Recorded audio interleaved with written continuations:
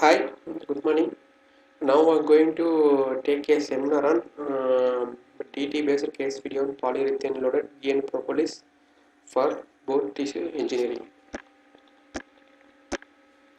First, what is design thinking? Design thinking is a non-linear iterative process that teams use to understand users, challenge assumptions, redefine problems, and create innovative solutions to protect and test. Next we'll see the five stages in design thinking. Design thinking is iterative nonlinear process that contains five phases: empathize, define, ideate and protect, test, and finally evolve. You can carry these stages out in parallel and repeat them and circle back to the previous stage at any point in the process. First phase is empathize. In empathize, where you gain real insight into users and their needs. The second phase is define. In the define phase, where you define the problem statement in the human-centered manner. Next is ideate. In the ideate phase, where you identify the innovative solutions to the problem statement you have created. The next stage is prototype, which is the fourth phase of the design thinking, where you identify the best possible solution. Final stage is test, which is the fifth stage in the design thinking process, where you test solutions to derive a deep understanding of the product and its users. This is the schematic representation of the design thinking and its stages.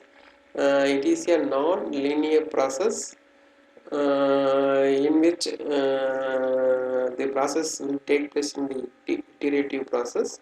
At any point, it can be circled back to the previous stages.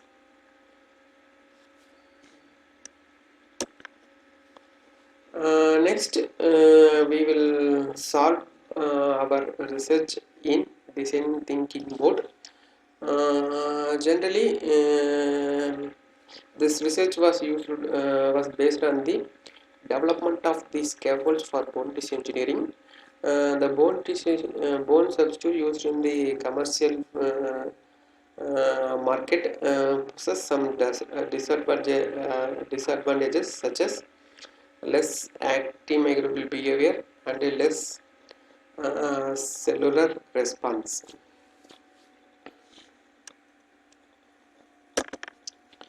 In empathy, we have defined the some disadvantages. In the defined stage, we will go for literature review to improve the disadvantage of the to increase the antibacterial and cellular response of the commercial bone substitute. From literature, it was identified the plant extract is reported to contain various biotic components. The scaffold loaded with the plant extract might provide high antimicrobial and good cellular response. From the literature, next is ideate. From literature, we identified plant extracts showed better antiviral activity and cellular response. So, in this research, we have selected the ghee oil and propolis.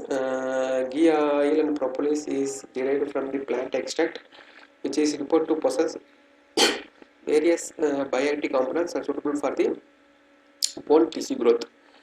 Few reports showed the bioactive components present in the plant extract showed bone tissue degrowth. The figure shows the schematic representation of the ghee oil, which is used to produce the scaffold. Next is the propolis. It is also used to develop a scaffold that can be used for the bone tissue. Next, prototype and testing. Next, fabrication of bone scaffold containing ghee oil and propolis. For the prepared scaffold, antimicrobial testing and in vivo animal study for is performed for bone tissue growth. They finally see evolve. The results obtained were compared with the marker products. If the results were positive, we look for the patent or paper. Thank you.